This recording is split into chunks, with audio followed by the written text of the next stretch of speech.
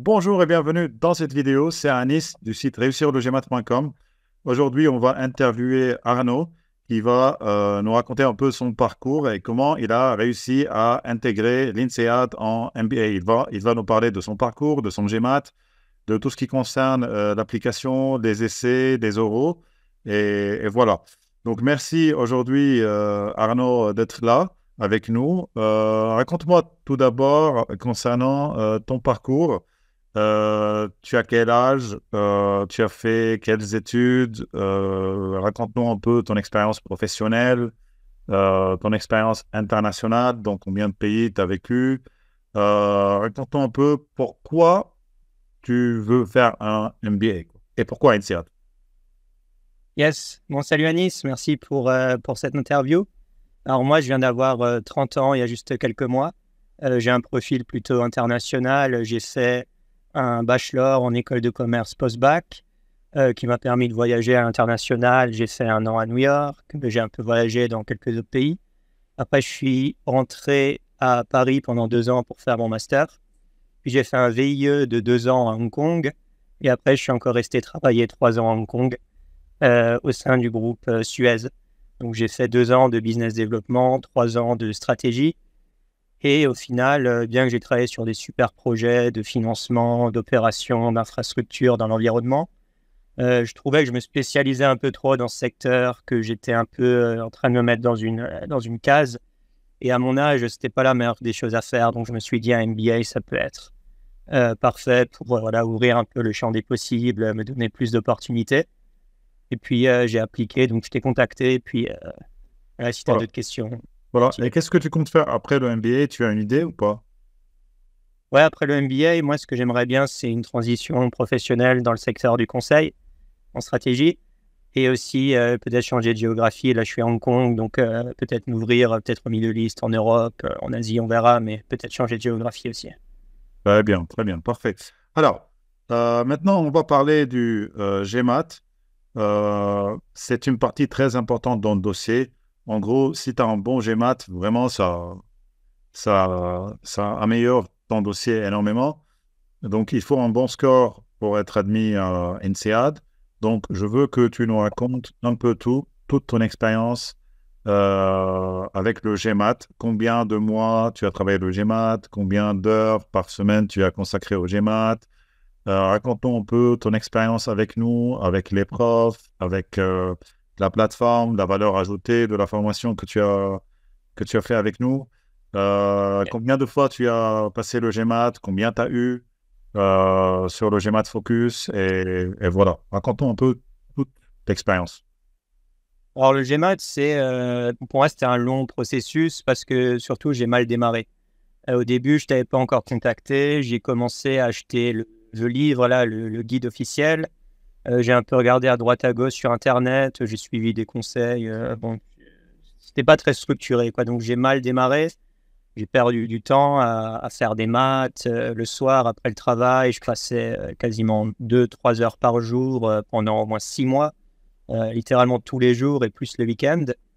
Mais au final, je progressais pas super vite parce que j'avais pas vraiment de structure. Et le GMAT, il y a tellement de questions différentes sur les maths, tellement de chapitres différents, que si on n'est pas structuré, on est toujours surpris par des nouvelles questions, par une nouvelle formulation même d'une question sur un chapitre qu'on a déjà appris. Et donc, j'ai perdu du temps, j'augmentais pas forcément mon score aussi vite que j'aurais voulu. Et j'ai fait un test blanc après tout ça et j'avais seulement 580. Donc et à l'ancien GMAT, donc, enfin au GMAT traditionnel. Donc, c'était vraiment pas bon. Puisque pour l'INSEAD, moi, j'avais au moins 700 comme objectif. Et donc là, j'ai commencé à regarder sur Internet, à chercher à travailler avec un coach. Je t'ai contacté. Donc, on a fait un premier appel d'une demi-heure, 30 minutes. Tu m'as fait passer un petit test de maths et un petit test de verbal. Et puis, tu as trouvé que c'est surtout sur la partie Kant où il fallait que je travaille un peu plus. Donc, tu m'as fait un programme. Je ne sais plus avec combien d'heures maintenant, mais quand même pas mal.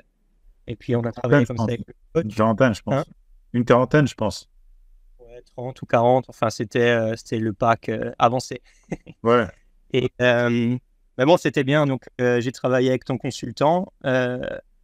J'ai beaucoup progressé. J'ai utilisé ton site.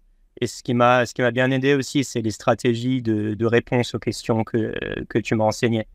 C'est-à-dire, pour une question, il ne faut pas forcément résoudre l'équation comme on le fait à l'école, mais trouver des raccourcis, sauver du temps.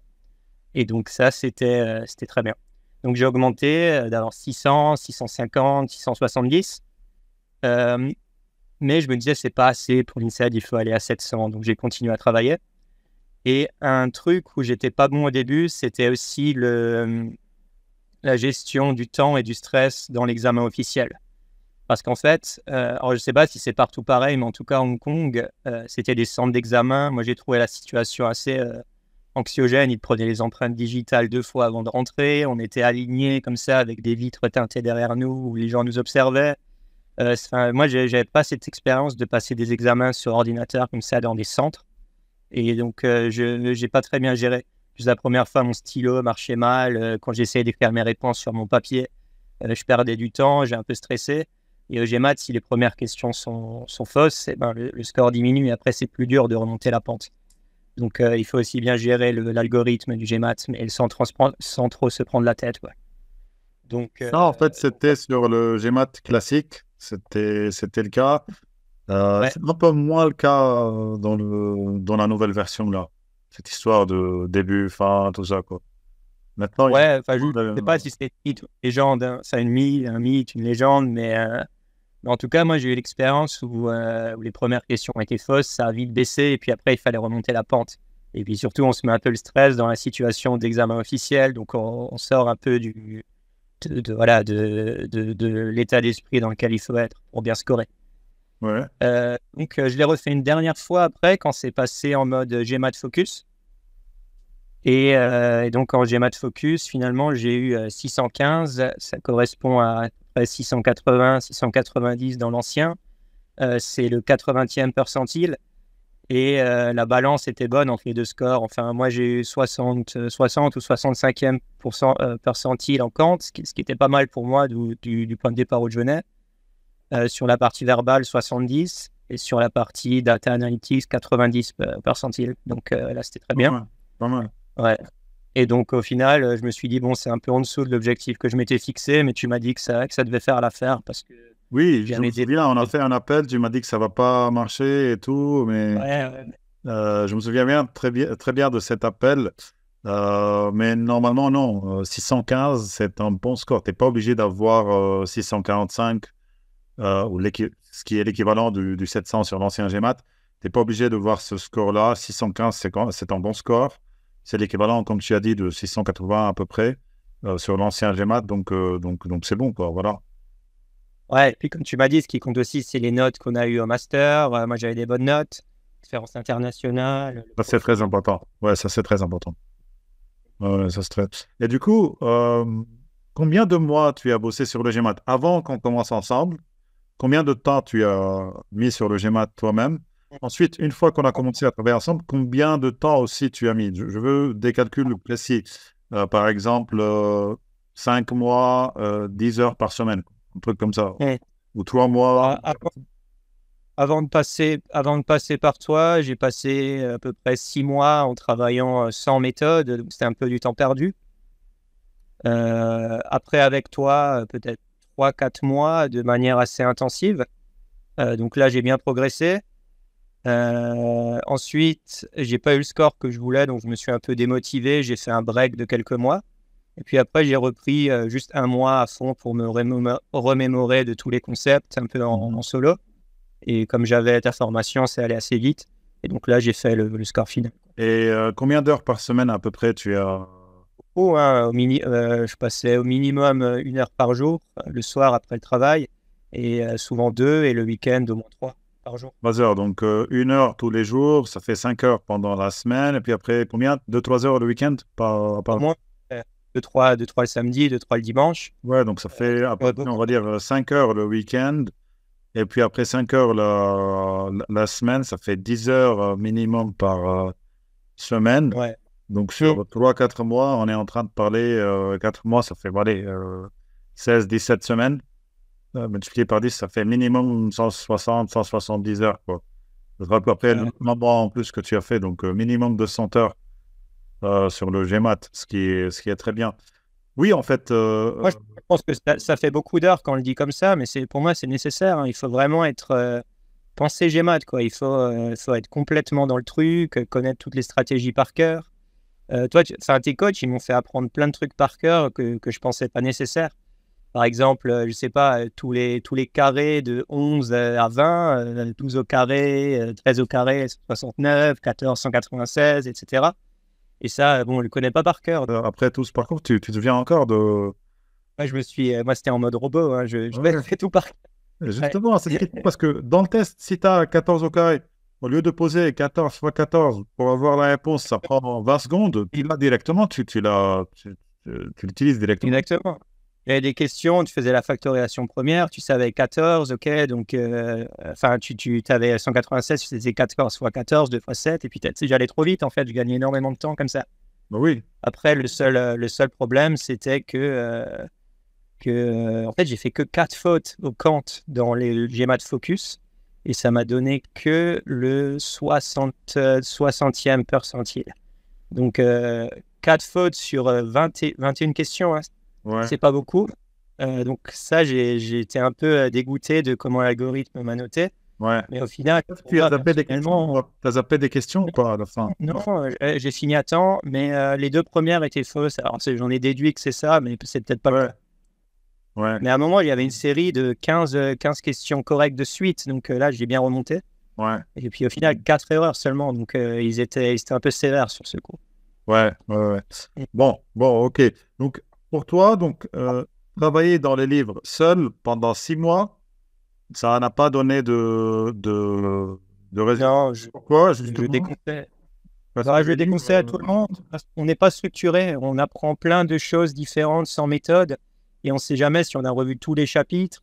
Et les chapitres, ils ne sont pas disséqués par sous-chapitres, si tu veux. Donc, ça, c'est essentiel pour moi. tout est mélangé ensemble. Tu sais pas quelle question est difficile, quelle question est facile. Il n'y a pas de technique, il n'y a pas de méthode. C'est vraiment dur de travailler seul dans les livres et réussir. Ça peut y arriver, mais c'est pour quelqu'un qui est vraiment déjà très bon en maths, en anglais. Je pense. Là, Mm. ça peut marcher, mais pour la plupart des gens, ça marche pas dans les livres, quoi. OK, Mm. 615 au GMAT Focus. Très bien, très bien. Donc maintenant, on va parler de tout ce qui concerne le dossier, le CV, les essais, les oraux. Commençons par le CV et les essais. Donc tu as travaillé avec nous, avec notre consultante, Admission Consulting. Donc raconte-nous un peu ton expérience, comment elle t'a aidé, qu'est-ce que tu donnes aussi comme conseil aux gens qui préparent le CV et les essais. Qu'est-ce que tu as appris de toute cette expérience? Ouais, alors moi, j'ai trouvé que c'était. Bon, j'étais déjà satisfait de toi sur le GMAT, mais sur la partie admission, j'ai trouvé ça encore plus fort. J'étais vraiment satisfait. On a fait ça en 2 mois seulement, même moins, 1 mois et demi, je pense que le tout était fait. Donc, ça a commencé par un appel avec ta consultante où elle m'a un peu demandé de parler de moi, de mes expériences. Et on a tout de suite établi une sorte d'histoire. Quel genre de profil, sous quel angle présenter mon profil, quelles sont mes forces, quoi mettre en avant. Et puis après, elle m'a demandé de faire un CV qu'elle a revu, et puis un peu pareil sur les lettres de motivation. Mais vraiment, l'essentiel, c'était de dire, voilà, toi, tu as tel profil, ça, ce sont tes qualités, il faut que tu te présentes comme ça, et raconter une histoire cohérente, quoi. Comment mes expériences, ouais, et mes storytelling, exactement, mes influences de ma vie personnelle, mes expériences professionnelles, mon parcours. On est vraiment allé très loin d'un peu dans un exercice d'introspection depuis là où je suis né, d'où je viens. Euh, voilà, quelle sorte d'éducation j'ai eue, comment j'ai voyagé, avec qui j'ai travaillé, quels ont été mes résultats professionnels, combien de promotions professionnelles j'ai eues. Enfin, on a vraiment regardé ça en mode 360. Et puis, au final, ça a permis de faire un storytelling assez convaincant. Très bien, très bien. Parfait. Et du coup, concernant l'interview vidéo et l'interview Voilà. alumni, raconte-nous un peu comment tu t'es préparé, les difficultés. Est-ce que c'était dur? Est-ce que les personnes ils t'ont challengé? Raconte un peu tout sur cette expérience-là, quoi. Alors, l'interview Kira vidéo, C'est intéressant. C'est un exercice où il y a 4 ou 5 questions, je ne me rappelle plus. On a 30 secondes pour se préparer et puis 1 minute pour enregistrer notre réponse. Donc, ta consultante m'a bien préparé cet exercice. Elle m'a donné une liste de 20 ou 30 questions qu'on a préparées avec une séance où on préparait les réponses et après 2 séances de répétition. On a préparé des réponses assez générales que je pouvais adapter à plusieurs types de questions. Parce qu'on s'est dit, il y a tellement de questions qui peuvent être posées qu'on ne pourra jamais toutes les préparer. Donc, j'ai préparé 5-6 histoires professionnelles que je pouvais utiliser dans plusieurs contextes, sur des thématiques comme la diversité, travailler en groupe, l'expérience internationale, ce genre de choses. Donc ça, on l'a bien préparé. Ensuite, je suis allé à l'interview vidéo. J'étais assez prêt, j'étais pas trop stressé parce qu'on l'avait bien préparé. Moi, j'ai enregistré les 4 questions à la suite. Je pense qu'en 10 minutes, c'était fini. Et j'avais plutôt un bon ressenti. Je t'ai envoyé un WhatsApp tout de suite après. Je me rappelle, je t'ai dit que ça s'est bien passé. Et donc, tu m'as dit que sous 2-3 semaines, j'allais être convoqué pour les entretiens, ce qui était le cas. Très bien. Et pour les entretiens, du coup, alumni, c'est dur. Je t'avoue que parfois, c'est friendly, parfois, c'est challenging. Donc, toi, Ouais, moi, c'était comment et comment tu as réagi? Comment ça s'est passé? Combien de temps ça? en fait, j'ai eu les deux. J'ai eu un interview plutôt challengeant et une deuxième plus friendly, ouais, comme tu le dis. Donc, les deux, c'était avec des alumni qui sont à Hong Kong et c'était en face à face. C'était pas par webcam. Ah ouais, pas mal. C'est moi qui préférais d'ailleurs. J'aurais dit faisons-le en face à face parce que je me sentais mieux au contact des personnes. Ça, c'est sûr. Donc, la première personne, je suis allé le voir à son bureau après le travail, peut-être 19h. Ça devait durer 45 minutes. Au final, on est resté 2 heures ensemble parce qu'on a discuté, on s'est bien entendu, on a parlé un peu de nos vies perso. Ça, c'est un bon Et signe, par contre. Si ça dure, ouais. c'est qu'il est content, le gars, là. Ouais, parce que bon, à 20h, il avait autre chose à faire que de discuter, quoi. Ah oui, Il s'emmerde. ah oui. Donc c'était bien. Donc, l'interview, elle a commencé un peu, c'était un peu challengeant. Il me posait des questions du style présente-toi en 30 secondes, me donne pas une réponse toute apprise par cœur, c'est bon, un truc conversationnel. Ensuite, il me disait, OK, donc pourquoi un MBA? Pourquoi toi? Enfin, vraiment toutes les questions où il faut se vendre, il faut être assez sharp. Donc ça, mais bon, j'étais préparé à ces questions, moi j'aimais bien, donc ça a commencé comme ça. Et puis, j'ai l'impression qu'au fur et à mesure de l'interview, ça devenait un peu plus une conversation que des questions-réponses. Donc, il me disait, tiens, toi, dans ton secteur, ça se passe comme ça. Moi, dans mon secteur d'activité, ça se passe un peu différemment. Et on échangeait et c'est devenu presque une conversation au final. Donc, déjà, moi, un conseil que j'aurais, c'est essayer toujours d'aller à l'entretien en mode discussion un peu professionnelle, comme avec un collègue ou un client, mais pas juste répondre de manière un peu robotique à des questions et surtout pas être scripté, enfin apprendre des questions par cœur. Ouais, ça, c'est sûr. Et le deuxième? Le deuxième, c'était le lendemain matin, c'était dans un café. Pour ceux qui connaissent, à Hong Kong, il y a un quartier d'affaires, enfin le quartier financier, ça s'appelle Central, donc il y a beaucoup de monde, sous des banquiers, des avocats, et tout le monde est un peu dans ce quartier. Et c'est dans un café où il y avait beaucoup de monde. Donc moi, je suis arrivé un peu en avance pour prendre une table, c'était à 11h le matin. Et puis c'était un peu bizarre, tu sais, parce que tu es dans un quartier comme ça, un peu d'affaires, il y avait plein de monde autour. Et toi, tu fais un entretien pour aller à l'INSEAD. Enfin, j'étais un peu gêné au début, quoi. C'était bizarre. Mais bon, je me suis dit, c'est une fois dans ta vie, fais abstraction et puis fais comme si tu étais dans une salle de réunion tout seul, quoi. Ouais. Et là, le contexte faisait que c'était un peu plus friendly. Et l'alumni m'avait dit qu'elle-même, elle avait eu son diplôme il y a 2-3 ans. Elle m'a dit qu'elle-même, elle avait fait son entretien dans ce même café et qu'elle allait toujours ici, quoi. Donc, je pense qu'elle était aussi dans un bon mood ce jour-là. Et donc là, c'était un échange, mais en fait, elle a ramené mon CV, donc elle lisait le CV en même temps. Et point par point, elle me disait, voilà, ton expérience chez Suez, tu as fait de la stratégie, donc j'avais listé plusieurs bullet points sur mon CV, elle les prenait un par un. Elle me disait, là, comment tu as fait, là, je ne sais pas, quelles ont été les difficultés, raconte-moi un peu dans le détail comment tu es parvenu à avoir ce résultat. Et donc, c'était point par point, elle est quand même allée dans le détail, elle me challengeait. Elle voulait vraiment voir si je bullshitais pas, en fait, hein. Donc, elle testait un peu tout. Mais c'était plutôt sur un ton friendly. C'est plutôt pour ça que je dis ça. Et puis, c'était pas. Donc, c'était lequel qui était le plus dur? C'était le premier ou le deuxième finalement? Bah, plutôt le premier. Alors, avec ce que j'explique, on le dirait pas, mais c'est plutôt le ton et l'attitude des personnes, quoi. Ouais. Donc, Surtout la première mais question. bon. Présente-toi, 30 secondes. Voilà. Ouais, ouais. Et puis, je crois qu'ils ont essayé de matcher, parce que moi, je te disais que je voulais faire du consulting après le MBA. Le premier alumni, c'était un ancien de Roland Berger. Après, il était vice-président. Enfin bon, je ne vais pas raconter son CV en live. Mais, mais bon, en tout cas, c'était quelqu'un un peu voilà, qui avait déjà fait ce que moi, j'aimerais faire plus tard.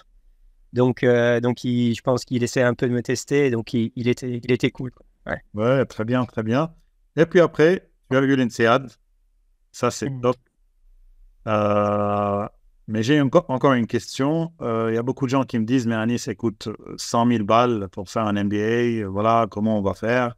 J'ai pas 100 000 balles sur mon compte en banque. Qu'est-ce que je fais? Voilà. Ouais. Je réponds toujours, moi, il y a toujours des méthodes de financement. Donc, j'aimerais bien savoir un peu plus sur comment tu vas financer ça. Est-ce que tu as les 100 000 là en cash? Est-ce que tu vas faire quoi exactement? Alors, ouais, bonne question. Alors, je vais faire une combinaison d'apports personnels et de prêts bancaires. Donc, moi, je vais mettre une certaine somme de mon épargne. Ça va couvrir les frais pour l'appartement, pour le coût de la vie, participer un peu aux tuition fees. Et puis après, le reste, je vais faire un prêt bancaire. Mais bon, il faut quand même savoir qu'en France, il y a quand même des banques qui prêtent des montants entre 50 000 et 90 000 à des taux d'intérêt qui sont quand même bons. Ça peut être même moins d'1% jusqu'à 2-3%.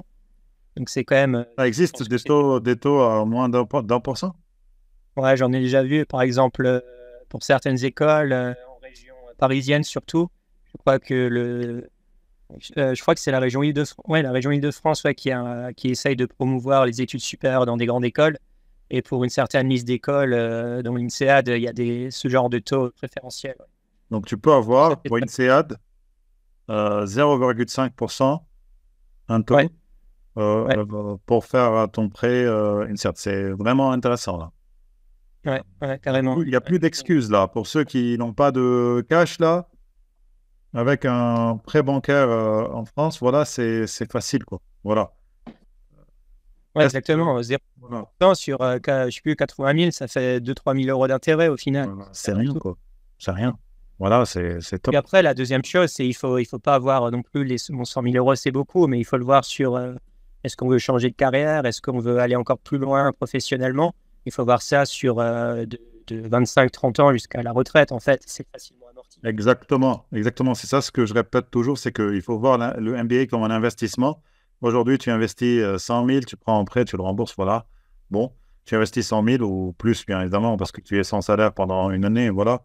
Mais peu importe, sur une carrière, tu as encore 30 ans, 40 ans de travail, tu vas largement être profitable sur cet investissement-là, quoi. Voilà. Alors, pour ceux qui ne peuvent pas vraiment avoir un prêt en France, il y a beaucoup d'organismes prêteurs qui peuvent vous prêter de l'argent pour faire un MBA. Mais par contre, ce ne sera pas 1% ou 2%, ce sera bien, bien plus que ça. Ouais. Mais ça existe. Et voilà, il ne faut pas avoir cette excuse de voilà d'où je cherche l'argent.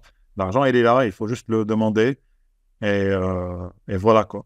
Merci beaucoup, Arnaud, d'être là aujourd'hui, de faire cette interview. Je pense qu'il y a beaucoup de gens qui vont apprendre beaucoup de choses de cette interview. Voilà, félicitations d'avoir INSEAD, un des meilleurs programmes MBA dans le monde et le meilleur en Europe.